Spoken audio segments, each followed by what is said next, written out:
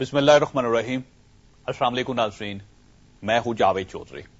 Chilli ख्वाजनात Latin America के एक छोटा सा मुल्क है। ये दुनिया का पतला और लंबा तरीन मुल्क भी है।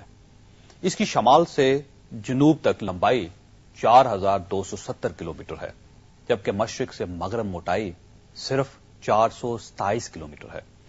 और ये इस हैरान कुन लंबाई और मुख्तसर सी मोटाई के बायस जनूबी अमेरिका का तस्मा भी कहलाता है।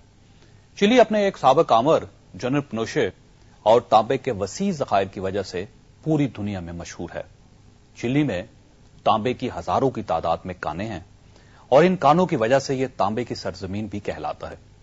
इस चिली में 5 अगस्त को एक ऐसा वाकया पेश आया जो आगे चलकर दुनिया भर के मीडिया की टॉप स्टोरी बना। चिली के शहर कोपियापो के करीब तांबे और सोने की एक गहरी कान थी।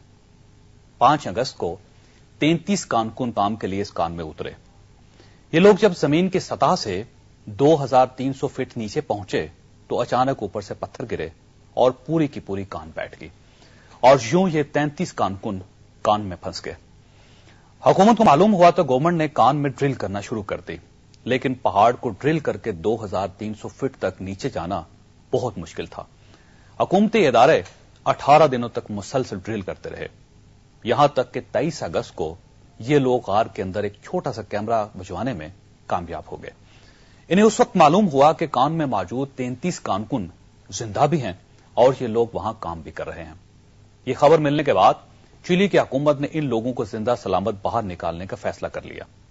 ये काम करीबन नामुमकिन था, क्योंकि दुनिया में इससे पहले पूरे पहाड़ को चीर कर 3 फीट गोल और 2300 फीट गहरा होल बनाने की कोई मिसाल मौजूद नहीं थी। लेकिन चिली के सदर ने इन 33 लोगों को बचाने के लिए हर नामुमकिन काम करने का ऐलान कर दिया।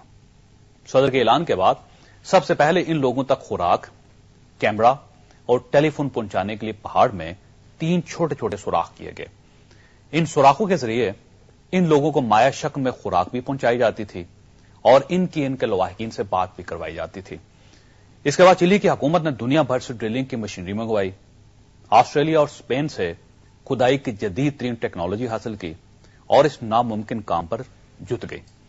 यह काम कल यानी 13 अक्टूबर तक जारी रहा, यहां तक कि चिली की हुकूमत 2300 फीट की गहराई तक एक बहुत बड़ा सुराख बनाने में कामयाब हो गई और यूं इन्होंने कैप्सूल की मदद से एक एक करके अपने तमाम कानकुन बाहर निकाल लिए।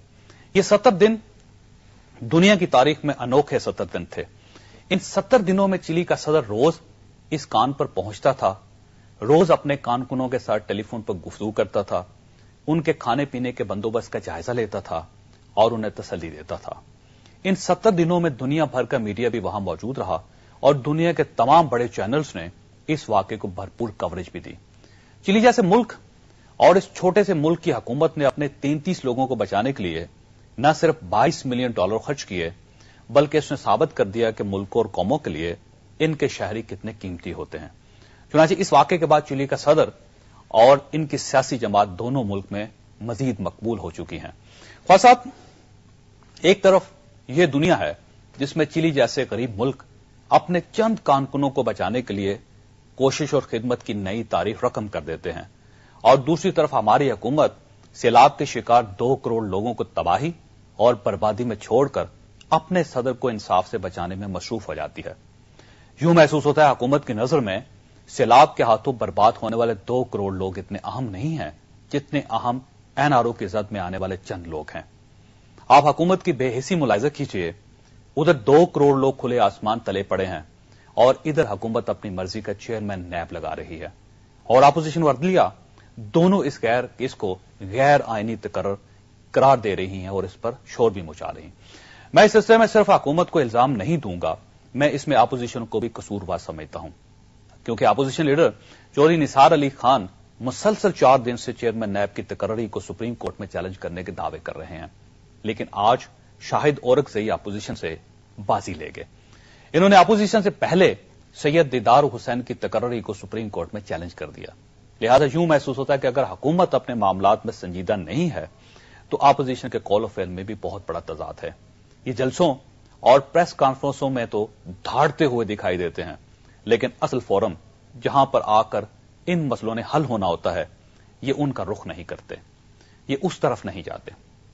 ناظرین، کیا چیئرمین نیب کی تقرری واقعی غیر آئینی ہے؟ اگر ہاں تو اپوزیشن اس کے خلاف عدالت کیوں نہیں جا رہی؟ اور سید دیدار حسین کی تقرری اتنی کنٹروورشل کیوں ہو چکی ہے؟ یہ ہمارا آج کا موضوع ہے، ہمارے ساتھ رہیے گا۔ Dude, I got your due.